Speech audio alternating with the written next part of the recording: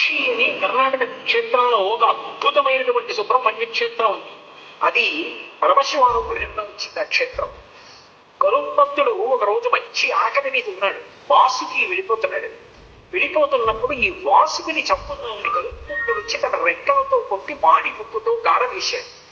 వేస్తే తన పడగలెత్తి ఆ పడగల మీద ఉన్నటువంటి మరుల యొక్క కాంతుల చేత కళ్ళు బయలు కప్పేటట్టుగా గరుత్మంతుడి మీద కాంతి ప్రసరింపజేసి తన యొక్క పడగలతోటి కాట్లు వేశాడు వాసుని.